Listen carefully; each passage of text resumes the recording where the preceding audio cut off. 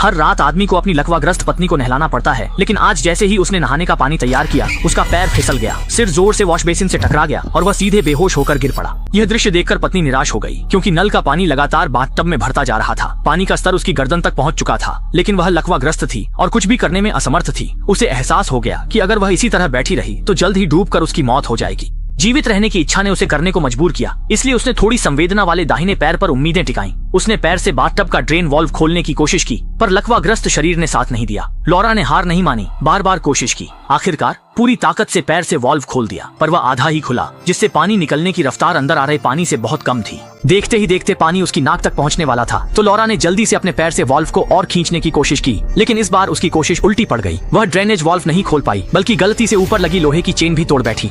जिंदा डूबकर मरने से बचने के लिए लॉरा ने अब अपनी उम्मीदें नीचे लगे शॉवर पर टिका दी। उसने अपनी सारी ताकत बाएं हाथ में समेट ली और शॉवर की जगह बदलने की कोशिश करने लगी, ताकि पानी छोड़ने वाले स्विच को नियंत्रित कर सके। लेकिन इस तरीके से काम करने की रफ्तार बहुत धीमी थी और धीरे धीरे बढ़ता पानी का स्तर उसे पूरी तरह घेरने लगा। हार न मानी लॉरा ने आखिरी कोशिश की। संकट में उसने पूरी ताकत से झटका दिया। उसने घुमाकर स्विच को मोड़ा। पानी का बहाव धीमा हो गया, पर बढ़ता पानी का स्तर उसे खतरे से बाहर न निकाल सका। इस घातक स्थिति से निकलने के लिए लॉरा ने पैर पानी की सतह से बाहर निकाला और पूरा वजन पैर के तलवे पर केंद्रित किया। उसने पूरी ताकत से ड्रेनेज वॉल्व पर प्रहार किया। अच्छी बात यह रही कि उसने वॉल्व तोड़ दिया।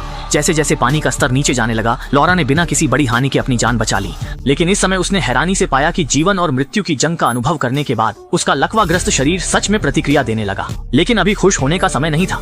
इसके बाद उसने तुरंत दोनों हाथों से बाथटब के किनारे को पकड़ा, धीरे धीरे उठने लगी ताकि फर्श पर पड़े अपने पति को देख सके। लेकिन अजीब बात यह थी कि जो पति फर्श पर पड़ा था, वह अब अचानक गायब हो गया था। दरवाजे की चौखट पर उसके खून के धब्बे मौजूद थे और फर्श पर ताजे खून के पैरों के निशान देखकर लॉरा के रोंगटे खड़े हो गए। उसे समझ नहीं आ रहा था कि उसके पति बेहोश नहीं हुए थे, फिर भी उसे पानी में डूबने के लिए क्यों छोड़ दिया। लॉरा को कुछ दिन पहले सहेली की बात याद आई कि उसके पति का किसी और से अफेयर है। अब जो हुआ उसे जोड़कर लगता है यह पति की सोची समझी साजिश थी। मकसद उसे मार डालना था। ये सोचकर लॉरा सिहर उठी। पति की साजिश विफल करने वह संघर्ष कर बाथटब से निकली, पर शरीर ठीक न होने से केवल ऊपरी शरीर के सहारे रेंग पाई। मजबूत इच्छा शक्ति से लॉरा ने खुद को खड़ा किया, फिर फोन के सामने जा गिरी और पुलिस को बुलाने लगी। लेकिन फोन की लाइन पति ने काट दी थी। तभी दरवाजे की दरार से काली परछाई दिखी।